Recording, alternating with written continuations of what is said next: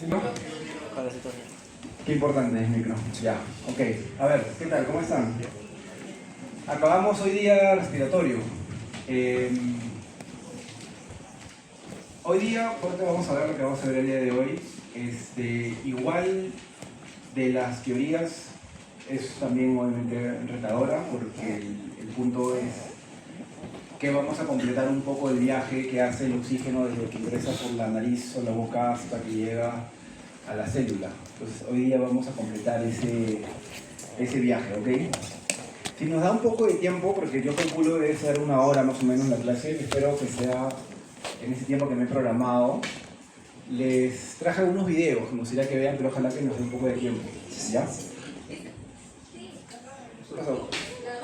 Abajo, abajo. No, la de abajo de ahí. No, ahí. Ya. Mejor perdido.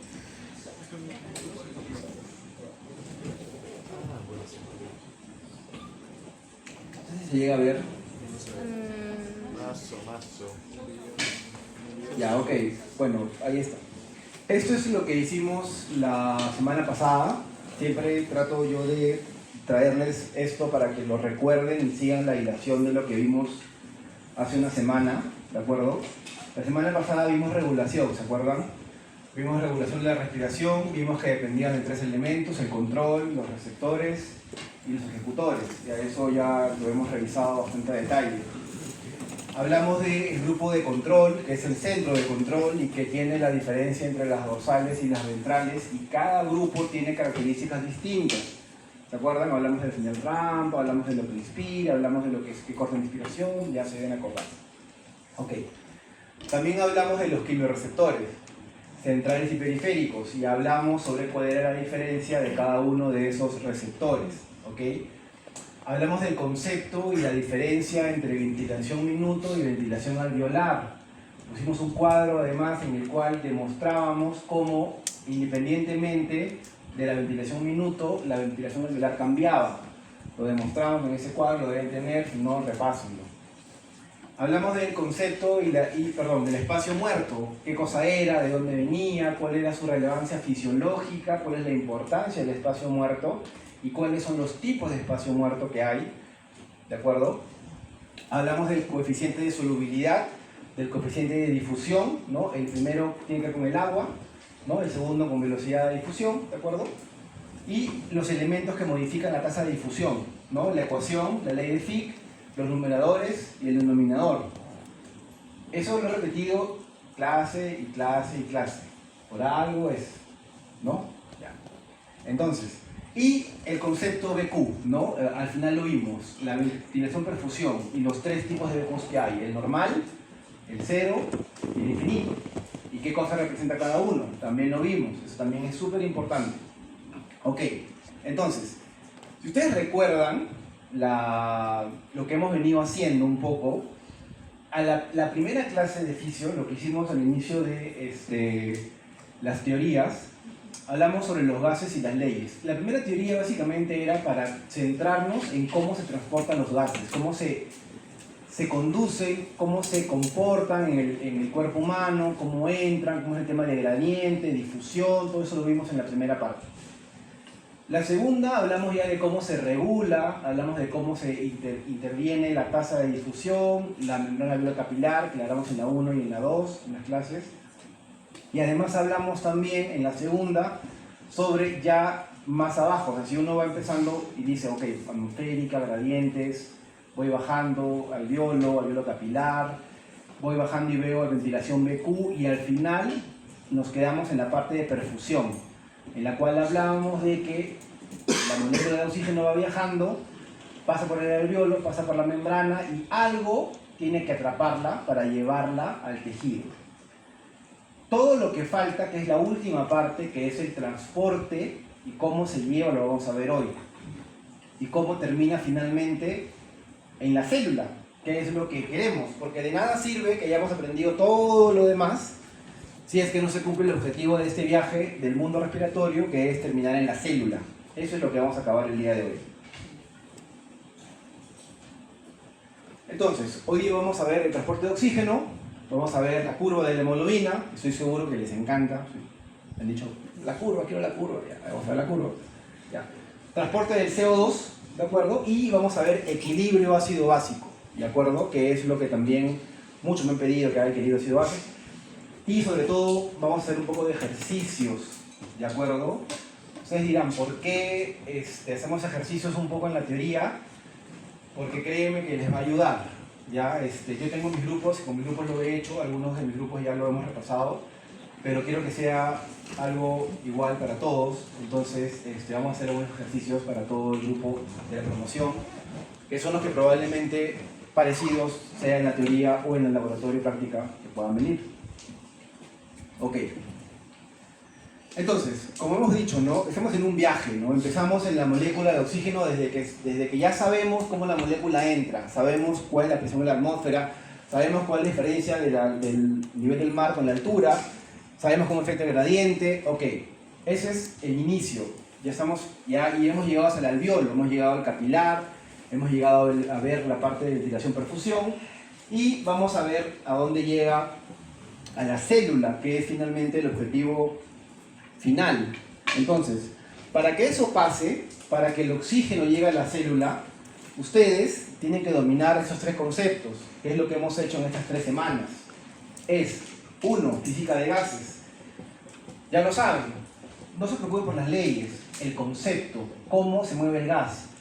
Si ustedes entendieron cómo se mueve el gas, y no solamente su gradiente, y entendieron lo que es solubilidad, difusión, área, espesor membrana, etc., ya lo tienen dominado y saben cómo se mueve el gas, listo, tienen 1/3 del camino hecho. Fisiología hematológica, ¿qué tiene que ver con eso? Tiene que ver cómo es la hemoglobina, cómo captura esa molécula de oxígeno, cómo se mueve, qué es lo que sucede, cómo esta molécula responde o no a la demanda de los tejidos, y finalmente la circulación, que ya lo tienen dominado del capítulo anterior de cardio, ¿no? Porque hay una parte en la cual, ustedes lo han realizado en los seminarios, la entrega de oxígeno al tejido depende del gasto cardíaco, lo vamos a ver hoy día también, ¿no? Entonces eso enlaza. Entonces, para entender cómo esta molécula viaja desde fuera hasta la célula, es indispensable que ustedes dominen estos 3 conceptos. Si alguno no lo tiene todavía claro, repásenlo en lo que sientan que están todavía un poquito ahí débiles. Entonces, vamos a hablar del transporte de oxígeno, ¿ok? Bien, si ustedes ven en esta imagen, voy a hacer mi estamento. Ustedes ven en esta imagen de acá, ¿de acuerdo? Vamos a ver, en la anterior semana nos quedamos en el BQ, ¿no? En el que el alveolo con el capilar, ¿de acuerdo? Y ahí pasaba, ahí quedábamos. En algunos alveolos no ventilados y en algunos capilares no perfundidos. Ok, nos quedamos ahí. ¿Qué pasa después? Eso vamos a ver hoy. Cuando llega el alveolo, que está a una presión de 104 más o menos de milímetros de mercurio, que por un tema de gradiente de presiones es que el oxígeno va a ingresar. Entonces, habíamos hablado que parte de la tasa de difusión tiene que ver con el gradiente de presión. Si ustedes repasan o recuerdan o ven en sus apuntes la ley de Fick y ven la ecuación, la delta de presión está en el numerador. Entonces, evidentemente, a mayor diferencia de presión va a hacer que pase con más facilidad. Recordar que el capilar normalmente está a 40, por lo tanto hay 64 milímetros de mercurio de diferencia, que no es poco, 64 no es poco, por lo cual el oxígeno ingresa. ¿De acuerdo? Entonces ya nuestro oxígeno ingresó. ¿De acuerdo? Y al ingresar, nuevamente, se lleva los 104 de oxígeno porque es lo que entra de esta molécula. Ahora, entonces, en el torrente sanguíneo, la sangre se va, perdón, el oxígeno se va a transportar de 2 formas, ¿ok? Uno es en el plasma y uno es en la hemoglobina. Uno dirá, la hemoglobina es lo más importante. Sí y no. ¿Por qué? La hemoglobina evidentemente es el principal transportador. Eso lo sabemos incluso desde que estábamos en el colegio. Se enseñan eso en naturales, ¿no? En ciencias naturales, todo eso. Ok, perfecto. Eso no es novedad para ustedes, para nadie. De repente puede ser novedad la capacidad que transporta, ¿no? Que cada gramo de hemoglobina transporta 1.34 mililitros de oxígeno. Eso ya es novedad. Números mágicos. ¿Es importante que sepan eso? Sí.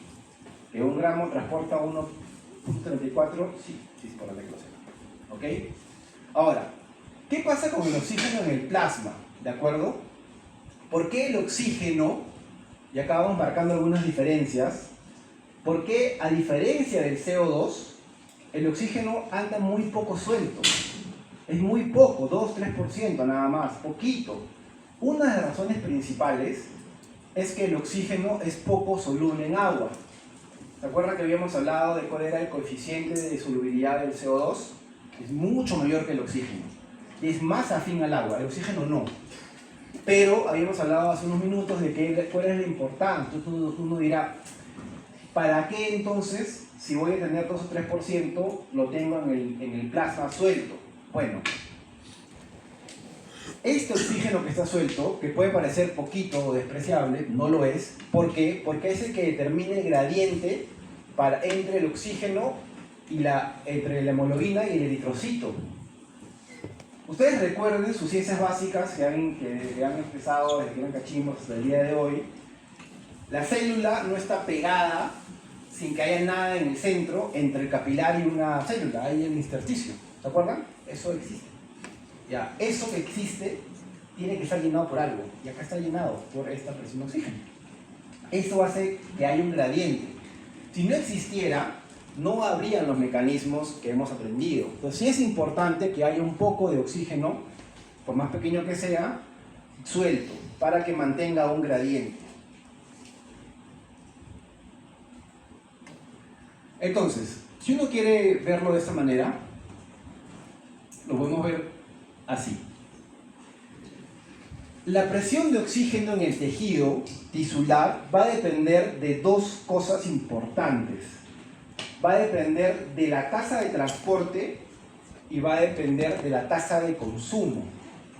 Esta variable, este equilibrio que hay entre lo que uno va a llevar, va a entregar, a lo que uno va a consumir, hace un equilibrio en la presión tisular de oxígeno.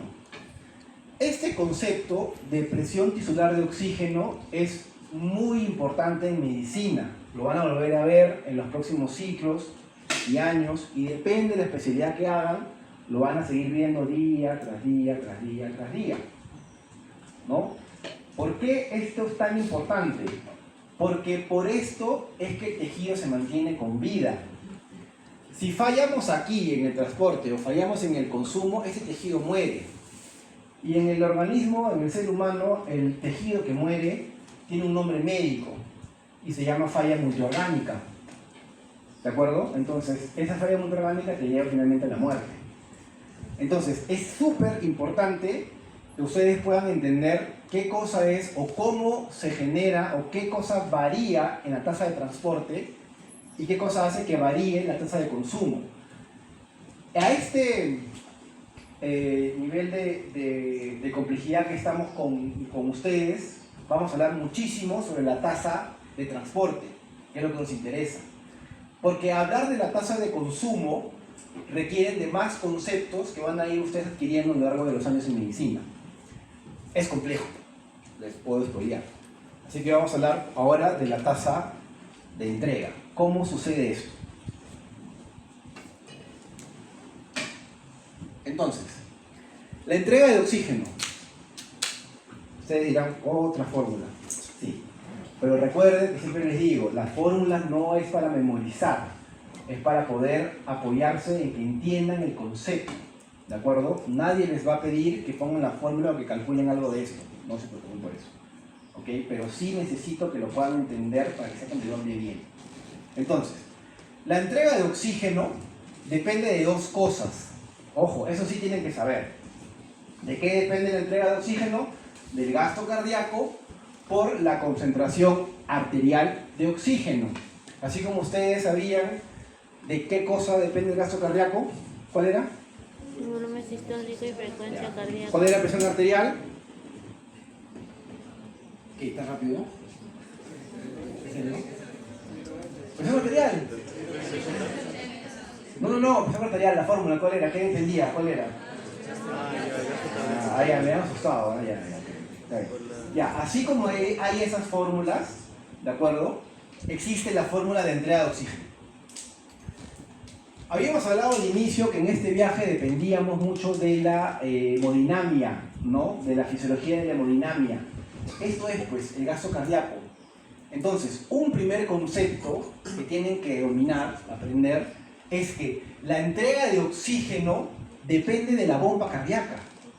Depende del gasto cardíaco. ¿Ok? Pero también depende de cuánta concentración tengo yo de oxígeno en la arteria. Depende de las dos cosas. Si una falla, la otra puede compensar, depende. A diferencia, ustedes se acuerdan en el capítulo de cardio, cuando hablábamos, bueno, yo no hice teoría, pero cuando hablábamos, les comento un poco en los grupos, que hablábamos sobre lo siguiente, era, si yo sé que el gasto cardíaco es volumen por frecuencia, ¿no? Todos lo sabemos ya, lo hemos aprendido bastante bien, sabemos que la frecuencia es lo primero que va a compensar ante la caída del gasto cardíaco, o el descenso, es lo más frecuente que sucede. La frecuencia es lo que salta primero, compensa. Pero para que eso pase, es algo natural. No es que tú le tengas que poner algo al paciente para que haga taquicardia o aumente la frecuencia cardíaca. Lo va a hacer. De hecho, te va a llegar a la emergencia, sí, ya con taquicardia, porque la naturaleza está defendiendo. Eso es en el gasto cardíaco. Aquí no. Ni el gasto cardíaco ni la concentración arterial de oxígeno, cuando se afecta la entrega, tiene un mecanismo muy bueno como para defenderse sin que nosotros como médicos hagamos algo. Acá sí intervenimos nosotros. Cuando detectamos que hay una falla en la entrega de oxígeno, tenemos dos opciones. O mejoramos el gasto cardíaco con medicinas que ya van a aprender a utilizar, o mejoramos la concentración arterial de oxígeno. ¿Qué es más fácil? Lo segundo. ¿Cómo lo mejoro? Le pongo una cánula de oxígeno al paciente.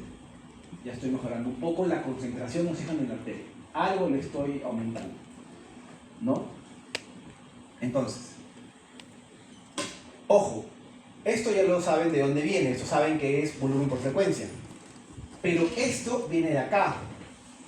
Dice, otra fórmula, ya. Pero me ayuda a poder explicarles lo siguiente. La concentración arterial de oxígeno, eso sí tienen que tenerlo en cuenta, no tienen que tener la fórmula, tienen que saber de dónde viene. La concentración arterial de oxígeno viene de tres cosas. Viene de la hemoglobina, viene de la saturación y viene de la presión. Las tres. ¿Cuál es la más importante? Eso sí tienen que saber. Si ustedes ven la fórmula, por eso me apoyo en esta, tienes a la hemoglobina multiplicada por 1.34 y tienes a la presión de oxígeno multiplicada por 0.003. ¿Cuál creen que es mayor? La hemoglobina.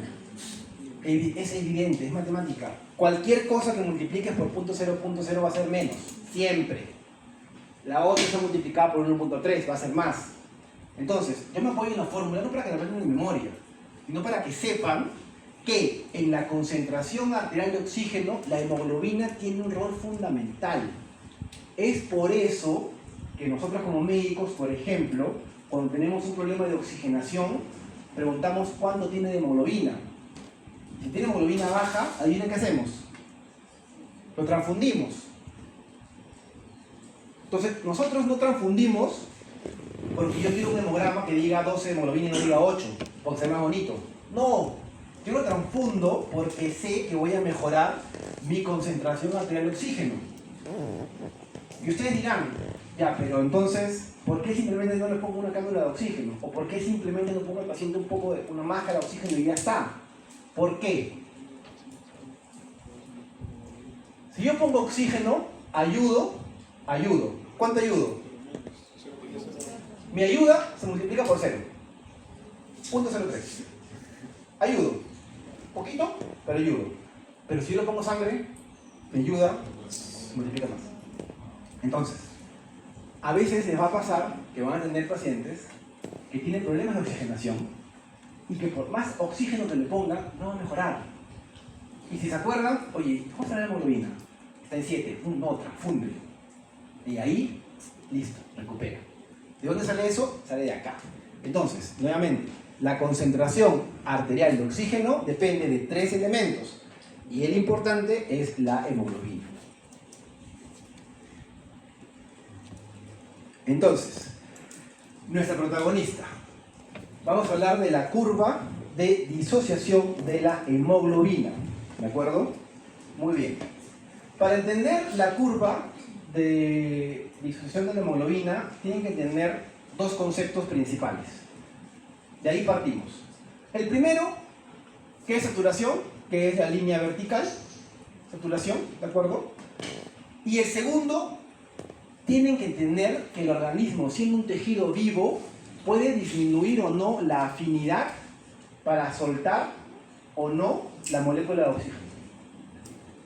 Ese es el segundo concepto, que es que la hemoglobina se va a adaptar, si quieren llamarlo así, la hemoglobina va a cambiar su forma, entre comillas, no que la cambie, pero digamos, va a cambiar esa afinidad para adaptarse a querer entregar más oxígeno o entregar menos oxígeno.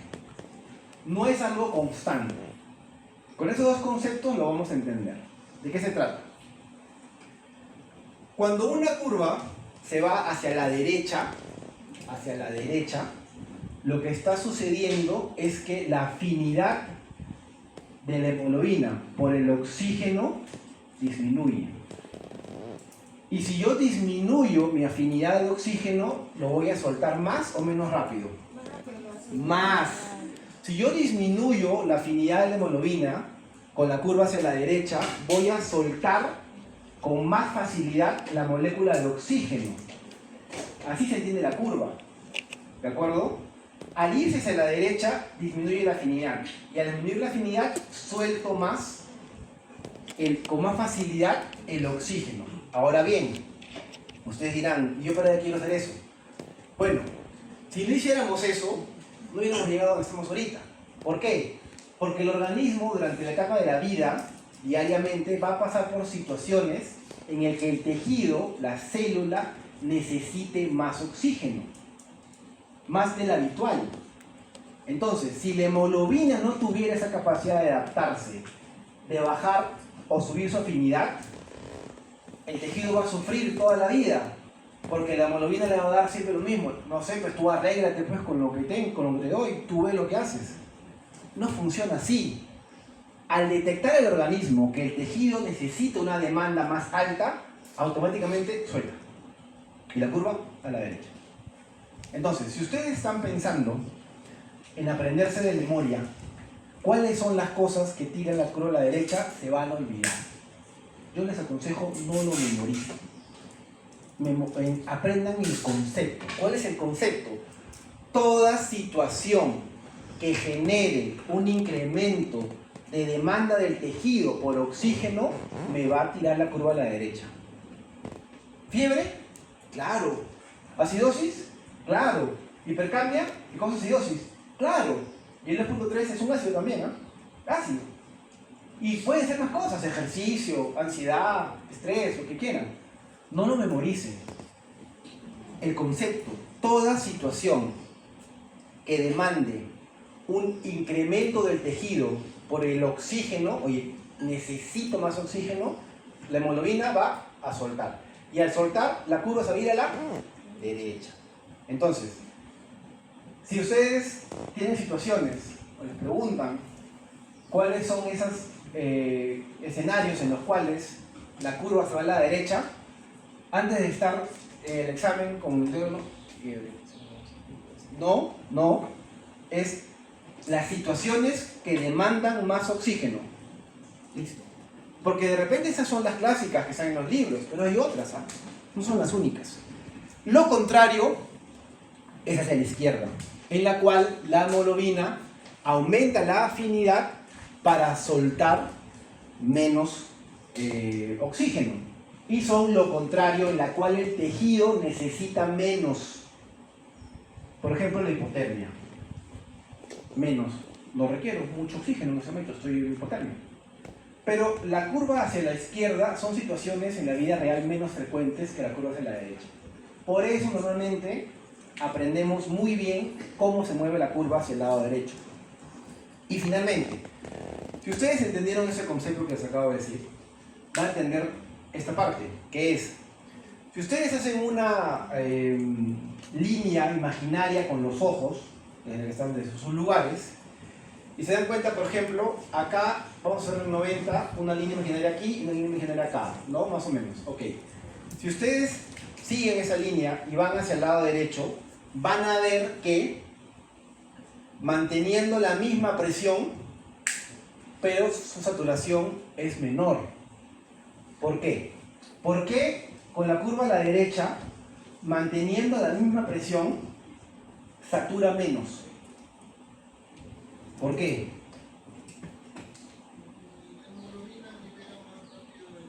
Bien, porque suelta más. Entonces, la saturación tiene que ver con la cantidad de hemoglobina, de oxígeno que tiene cada hemoglobina. Si yo suelto más oxígeno, mi hemoglobina estará menos saturada. Si yo retengo más oxígeno, mi hemoglobina estará más saturada. ¿Entendió? Aquí lo paso. ¿Alguna pregunta o repito algo? ¿Se entendió todo? ¿Esa hemoglobina que se suelta no se va a ver reflejada en la presión arterial de oxígeno? No, solo se suelta. O sea, a lo que voy, ya es una buena pregunta. Me dice, ¿por qué la presión no se cambia? Porque lo que cambia es la afinidad. O sea, a lo que te dice el concepto de la fisiología es, no necesito más presión para que la hemoglobina pueda soltar el oxígeno. ¿Me dejo entender? O sea, el organismo se adapta. Porque uno dirá, ya, si yo tengo fiebre, por ejemplo, ¿no? Un ejemplo común. Yo tengo fiebre. Yo sé que mi tejido necesita en fiebre más oxígeno. ¿Por qué? Porque aumenta el metabolismo. Es normal. Entonces, en fiebre, un niño, un adulto en fiebre, su tejido requiere más oxígeno. Si yo necesito cambiar la presión, o sea, darle más presión de oxígeno, para que la hemoglobina pueda llegar más al tejido, si fuera así, a todos los seres humanos que tienen fiebre les tienen que poner oxígeno. ¿Me vas a entender? Y eso no sucede. Por un tema de evolución. Nos defendemos de la fiebre dándole más oxígeno al tejido sin necesidad de recibir más. ¿Se entiende? No necesito recibir más presión para soltar más. O sea, no es un tema de cantidad. La curva es un tema de afinidad, en la cual la presión es secundaria. Y lo que es importante aquí es la afinidad, lo que suelta o lo que retiene. Ese es el concepto. Este es el concepto de la curva.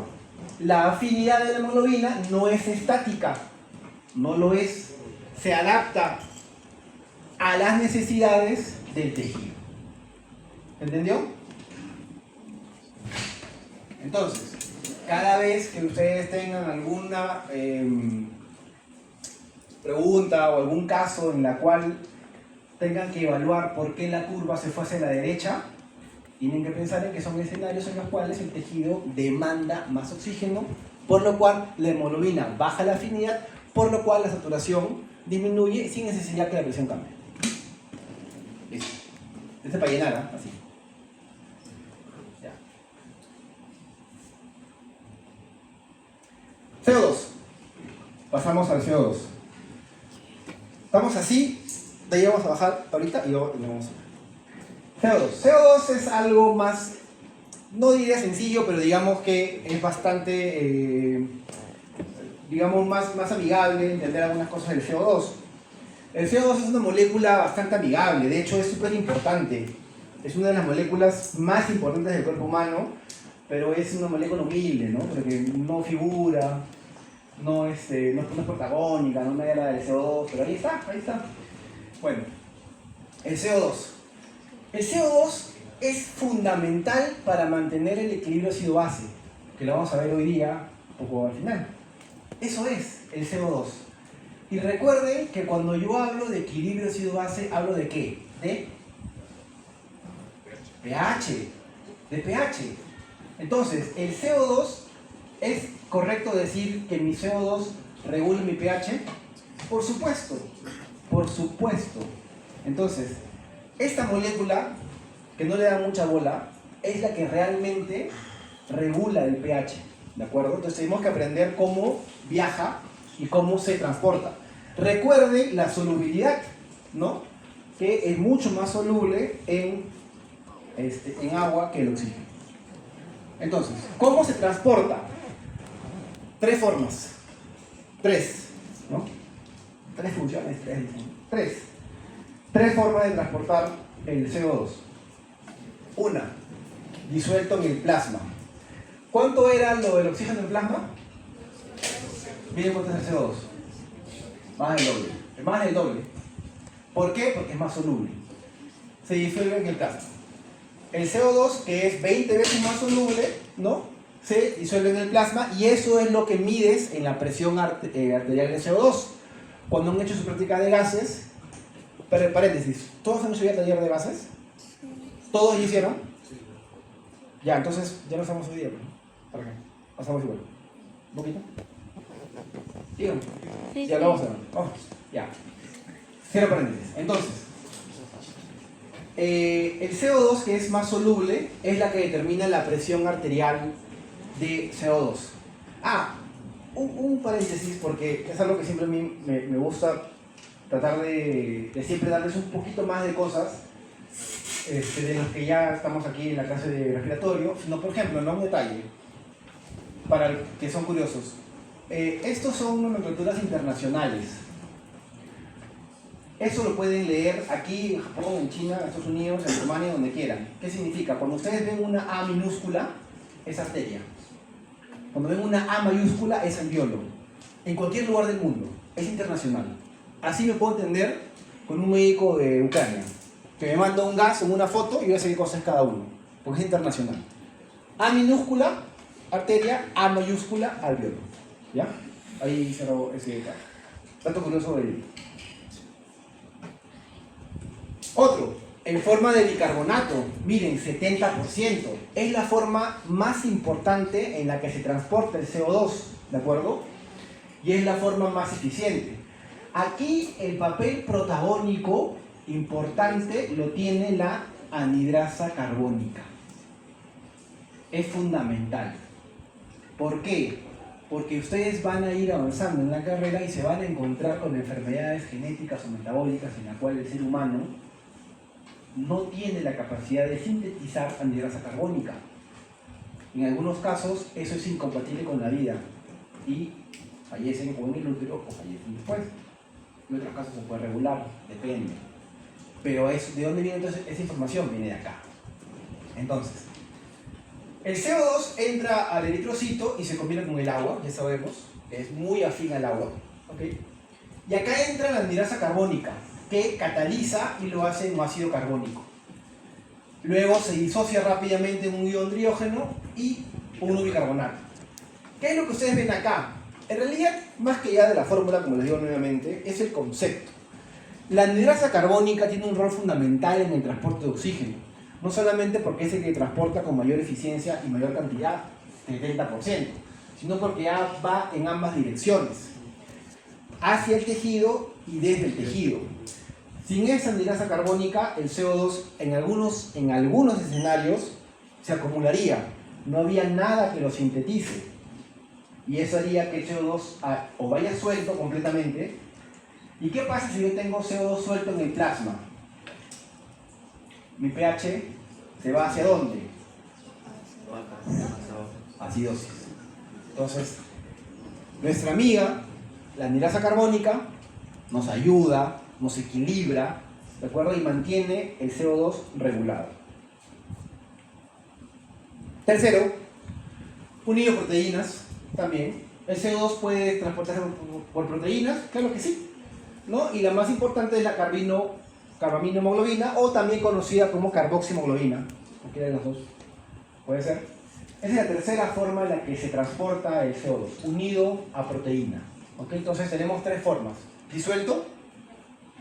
Segunda es con el carbonato. Y tercera es Unidas en con la proteínas. proteína carbamino en forma de carboxihemoglobina. ¿Ok?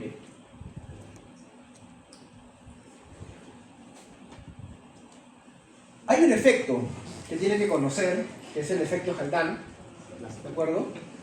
Que es cómo la oxigenación influye en el transporte de CO2. Porque uno dirá, ok, pero el CO2 va por un lado y el oxígeno por otro. No. Tiene relación constantemente, tiene mejor dicho una interrelación por este efecto. ¿Qué te explica este efecto? Este efecto te dice que lo siguiente. Cuando el oxígeno se une a la hemoglobina se vuelve más ácida. ¿De acuerdo? Se vuelve más ácida. Cuando el oxígeno se une a la hemoglobina se vuelve más ácida. ¿Ok? Si la hemoglobina se vuelve ácida, disminuye la afinidad por el CO2 y facilita que se desprenda de la globina, lo que estaba unido, ¿se acuerdan? La proteína en la que se unía, la carboxi. Ya. Eso hace, en presencia de oxígeno, que esa afinidad disminuya. ¿Para qué? Para soltar. Entonces, la presencia de oxígeno en los pulmones ayuda a expulsar el CO2 de la sangre. Ese es el efecto Haldane. ¿Ok? En la cual le cambia la acidez a la hemoglobina, disminuye la afinidad por el CO2 se suelta de la proteína, queda en el plasma y se puede ir hacia afuera.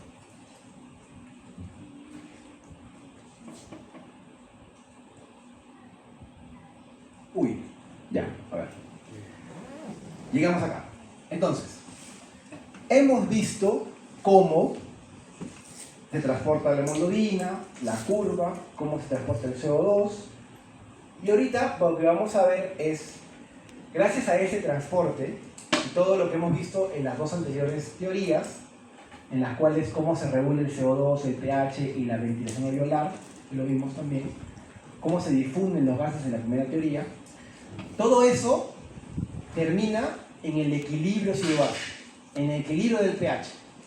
Lo que vamos a ver ahorita es cómo vamos a evaluar o interpretar una gasometría, que es lo que tenemos que aprender, y vamos a ver algunos ejercicios.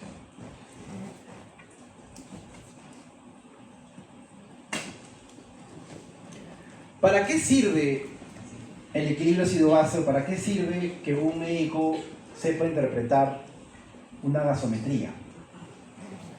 Sirve para todo esto. Evalúas el estado respiratorio, obvio.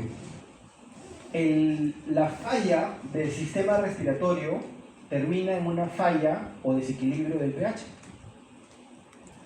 Aparte, diagnosticas el equilibrio, obviamente, del pH, para manejar pacientes críticos. Eso, por ejemplo, hacemos muchísimo en UCI, en cuidados intensivos. Tomamos gases diario, 2 o 3 al día. A veces más, depende del paciente, ¿no? Y los interpretamos todo el tiempo. Y identificar trastornos complejos, que son raros, pero también nos pueden llegar en algún momento. ¿De acuerdo? Entonces,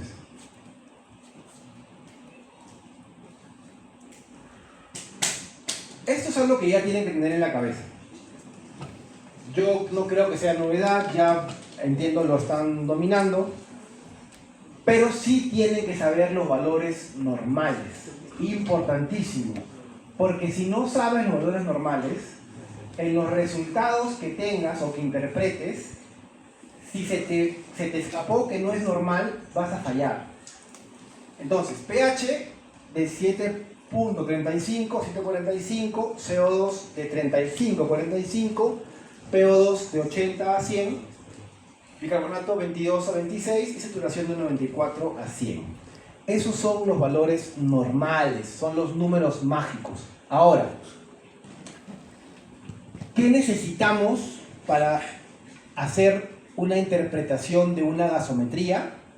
Solamente 3 cosas: pH, CO2 y bicarbonato. Esos 3 son los valores que van a necesitar para interpretar una gasometría. Inicialmente, ¿puedes cruzarle con el oxígeno? Sí, lo hace más complejo. No es ahorita el momento. El momento de ahorita es pH, CO2 y bicarbonato. ¿Ok?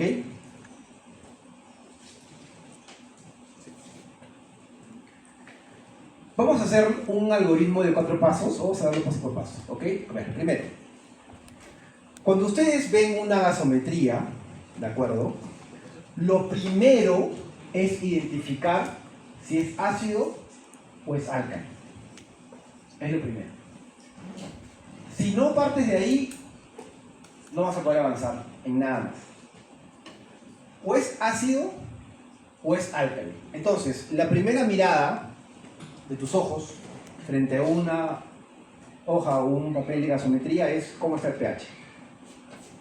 ¿Qué sigue? El paso 2. Tienes que identificar el trastorno primario. Recuerden que existen en el paso 1 dos posibilidades. O es ácido o es álcali. Pero entre esas dos hay dos más. Es decir, cada trastorno tiene dos posibilidades. O es respiratorio o es metabólico. ¿De acuerdo?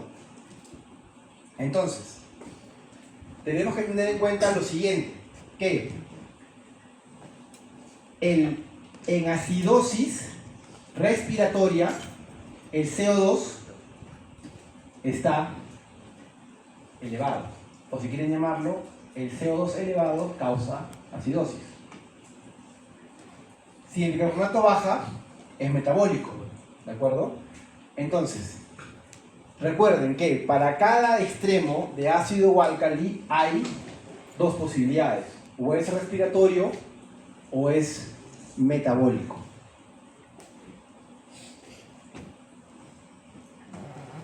Entonces, y acá viene la clave para que lo puedan interpretar bien.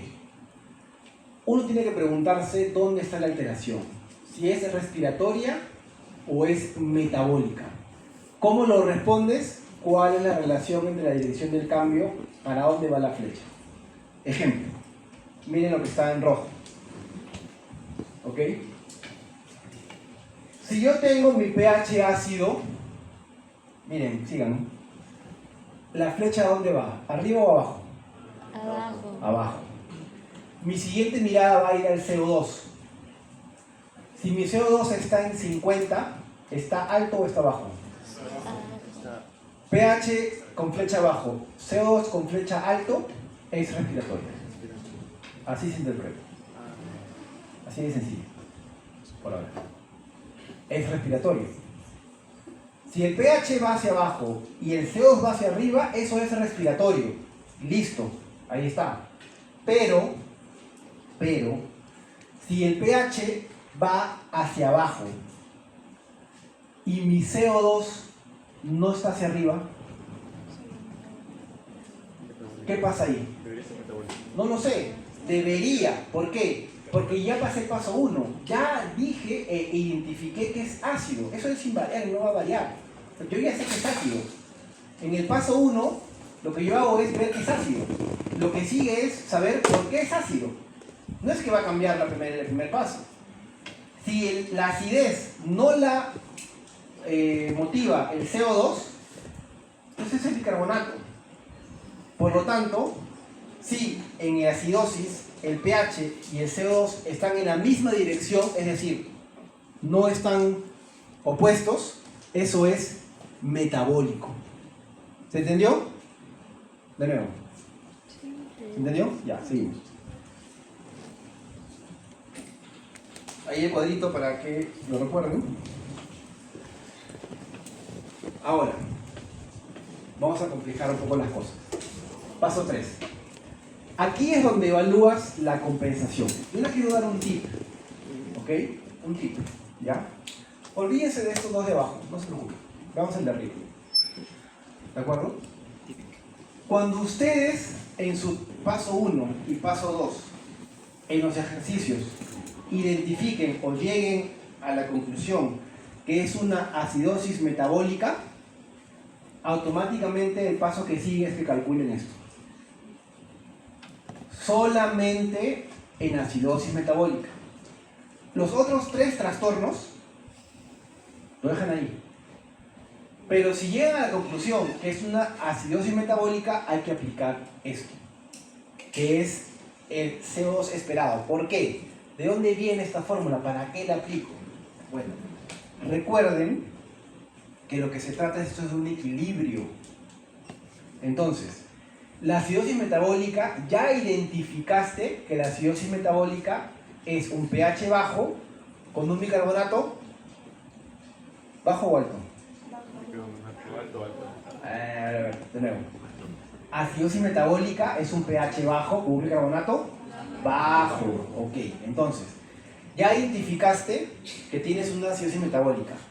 Si tú tienes un bicarbonato bajo, nos hemos pasado hablando 3 semanas sobre cómo el pulmón equilibra ese pH. Entonces, ante la acidosis metabólica, el CO2 o la ventilación alveolar, la regulación de la respiración, tiene que saltar. Tiene que decir, oye, aguanta, acá estoy, algo tengo que hacer, tengo que modificar, tengo que equilibrar de nuevo. ¿Se entiende? Entonces, si mi bicarbonato está bajo, entonces en acidosis metabólica yo tengo que esperar un CO2. En ese escenario, si han captado y están siguiendo la ilación de lo que estamos hablando, ¿cómo esperaría que esté mi CO2? Bajo. ¿Por qué? Porque te voy a hiperventilar. ¿Por qué? Hiperventilación. No, pero ¿por qué sería bajo el CO2? Para botarlo, claro, para bajar el ácido. Recuerden que el CO2 es un ácido y yo estoy en acidosis, entonces tengo que botar más ácido, tengo que botar CO2. Entonces al botar CO2, mi CO2 baja. ¿Ok? Eso es lo normal, eso es lo esperado. Por eso la fórmula parte de acá, de cuánto es el CO2 que yo espero. Pero ¿saben qué cosas no siempre ocurre? Y ahí es donde los médicos se dan cuenta cuál es la diferencia de un paciente de otro. Porque está el paciente que sí lo va a compensar, es decir, que sí va a tener el CO2 que se espera frente a esa acidosis. Pero van a haber pacientes que no. Y esos son los más graves, a los que hay que prestar más atención, porque el cuerpo no lo va a compensar y les va a pasar. Ahí está el detalle. ¿Ok? Bueno. Y el último paso es el anion gap.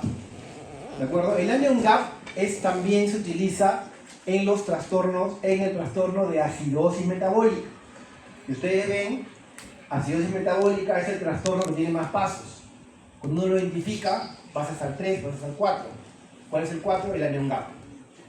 El anion gap básicamente lo que te hace es para ver cuál es el delta de ácidos. ¿Ok? Es un tema que van a ir avanzando y lo van a entender mejor probablemente cuando vayan avanzando en la carrera, pero trata de que hay un corte de ácido en el cual por encima de 12 significa que se están generando ácidos y por debajo de ese valor lo que significa es que se están perdiendo. Es diferente. O que toca se pierde álcali. ¿Se entiende la diferencia? Cuando hay un anion gap alto, el organismo genera ácido. Cuando hay un gap normal o bajo, el organismo pierde álcali.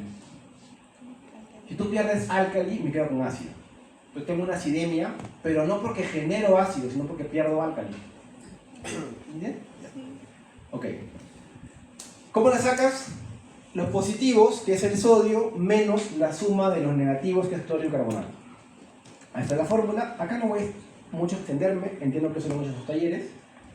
Así que, pero si yo soy alumno, tengo una pregunta, y en la pregunta me sale el valor de sodio, de cloro, y me van a preguntar, ¿salen acá? O sea, yo tengo un enunciado, o sea, pregunta, va a ser 28, ¿ya? Un enunciado, un ejercicio, ya. Y en el ejercicio tengo el valor sodio es tanto y cloro es tanto. ¿Qué me van a preguntar? Ah, claro. Muy bien.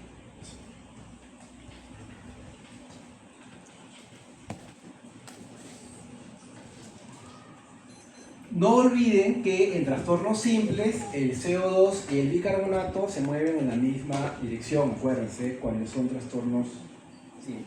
Vamos a avanzar. El resumen y ejercicios. Vamos a hacer un poco de ejercicios. Vamos a hacerlo juntos. ¿Ok? A ver, primero. Un varón de 60 años, ¿de acuerdo? Salió de cirugía. Recibe dosis altas de sedantes y analgésicos, ¿no? Está somnoliento y con frecuencia respiratoria de 10 por minuto. Y tiene esta gasometría. 7.22, CO 60, Bica 25. ¿El pH está ácido o álcali? Ácido. Está la flecha para arriba o para abajo. El CO2, flecha para arriba o para abajo. Flechas opuestas. ¿Qué es? Ácido. Respiratorio. Perfecto. Listo. Trastorno primario. Acidosis respiratoria. Flechas opuestas. Acidosis respiratoria. ¿Mi bicarbonato es normal o no? Sí. Normal. Listo. Ok. Eso es sencillo. Acidosis respiratoria. Vamos a avanzar. Otro. Una mujer de 25 años. ¿De acuerdo? Diarrea. 3 días de evolución. Debilidad. Está deshidratada. Y tengo un pH de 7.28. Un CO2 de 30. Un bicarbonato de 14. Y tengo sodio y cloro en el enunciado. Ya. Algo va a contarme, ¿no? Bueno, ok. Entonces. ¿Cómo está el ácido? ¿Cómo está el pH? Ácido, ¿no? Perfecto.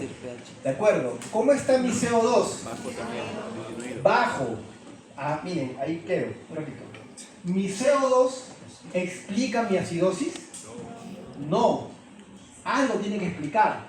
Entonces, el pH, flecha hacia dónde está. El CO2, Hacia abajo. flechas similares, metabólico.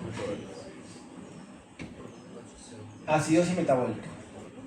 Ahora, hemos dicho, cuando detectamos acidosis metabólica, 2 pasos extras.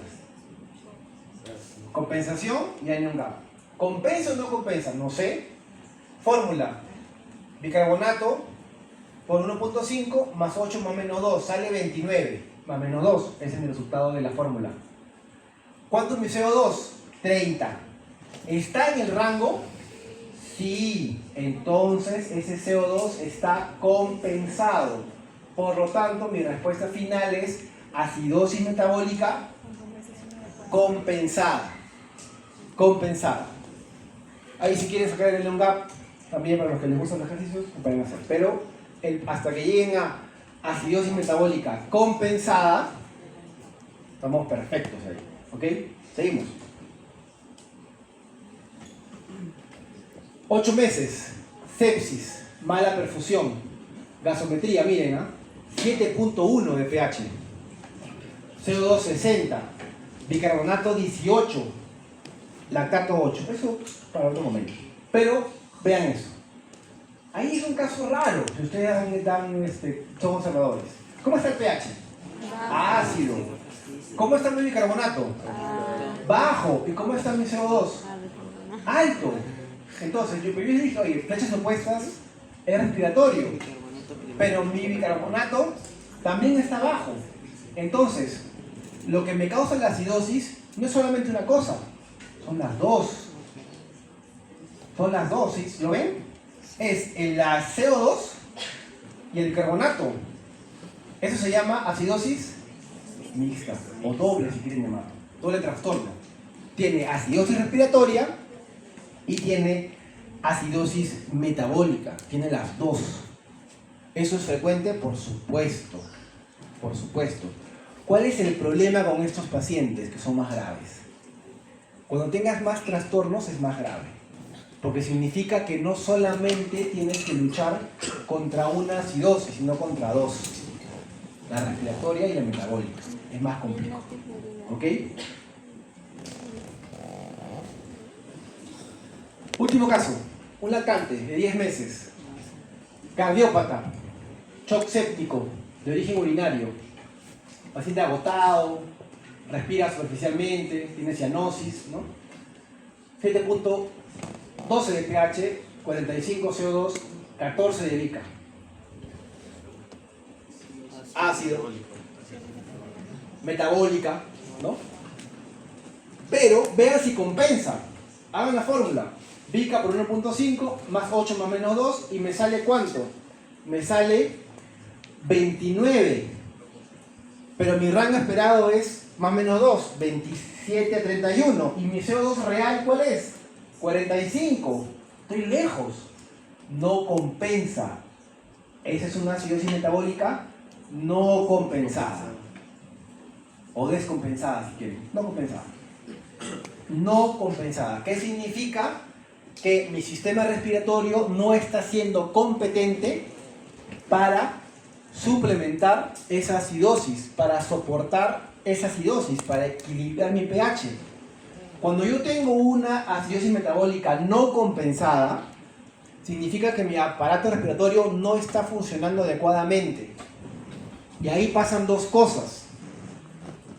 O el paciente con las horas puede fallecer, porque no hay quien lo salve.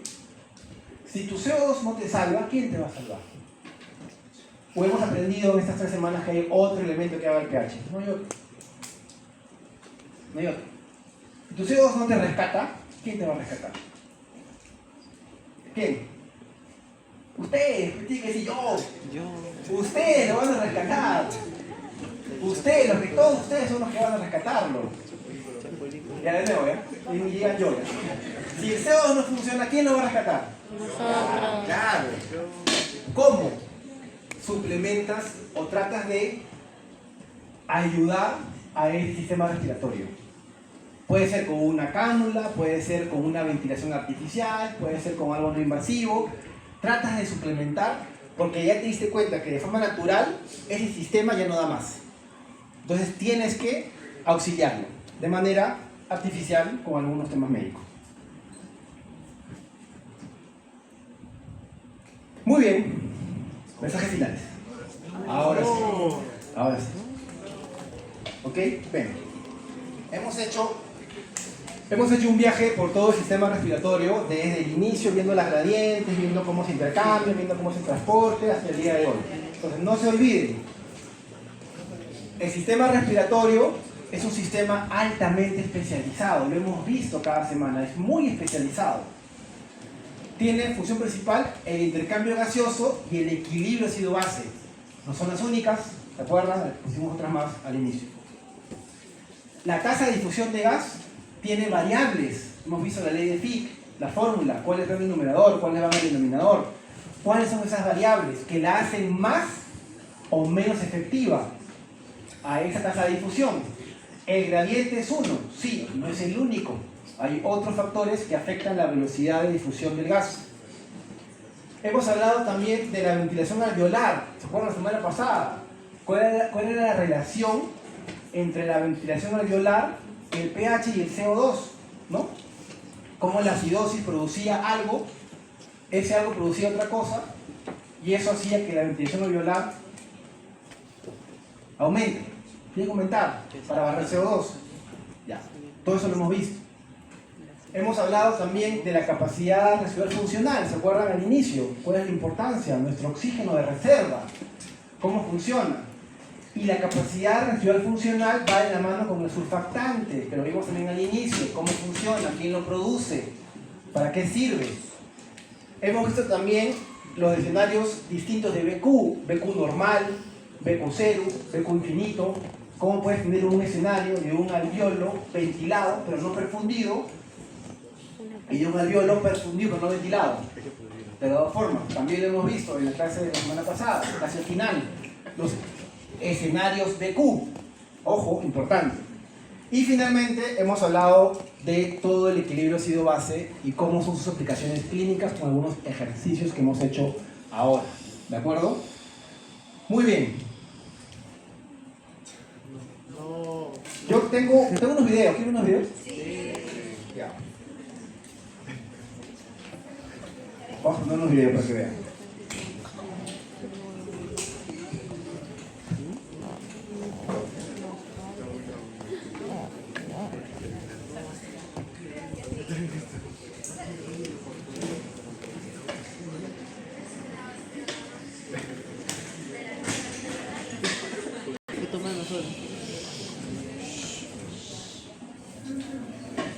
Sí.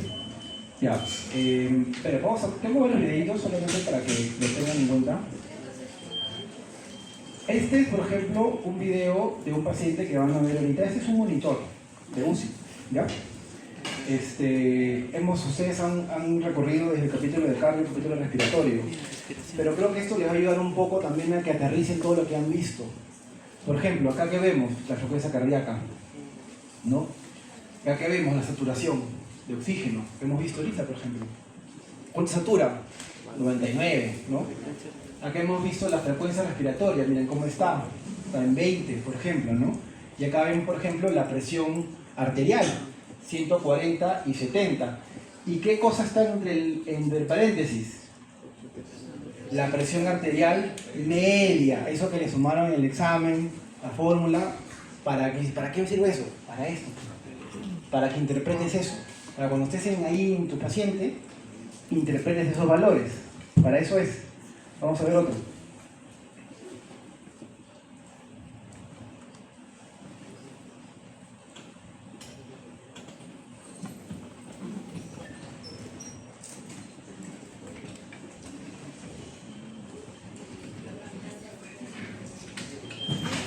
El mismo, pero dime. ¿Ya? Sí, no hay problema. Se envió ese video.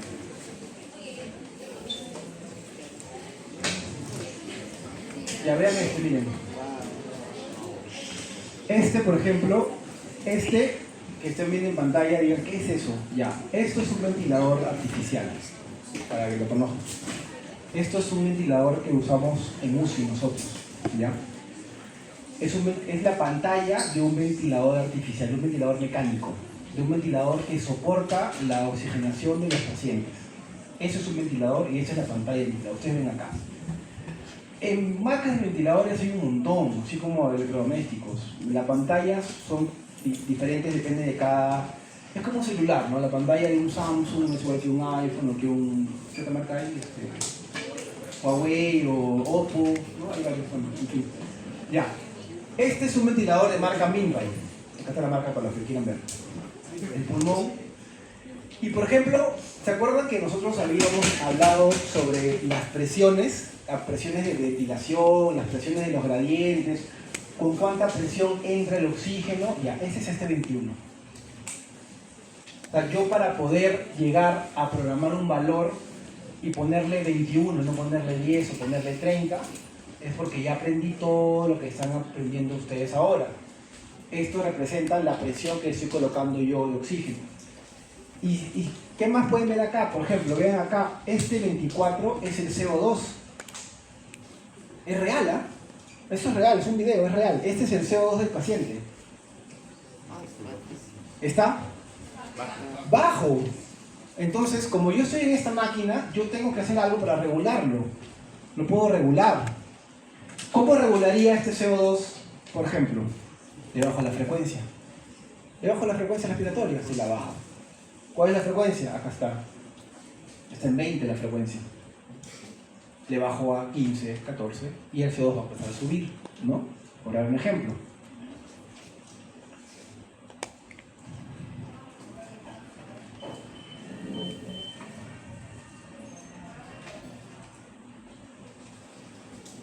Y esto, por ejemplo, que están viendo acá en este lado de acá, son las relaciones. Todo lo que hemos hablado de veces, las gradientes, los coeficientes, la ley de Fick, todo eso sale de ahí. Claro, eso es obviamente cuidados intensivos, es una especialidad también que los que les guste, bienvenidos. Pero lo que quería un poco con estos dos videitos era un poquito de esas semanas que hemos estado haciendo en las clases, puedan interiorizar y aterrizar todo lo que han visto. De dónde sale todo el gradiente, el oxígeno, el CO2, la saturación, de acá finalmente es lo que uno termina tomando decisiones. ¿De acuerdo? Entonces, bueno, gracias por las semanas, esperemos que nos veamos por los grupos y estamos viendo con la universidad. Vayan.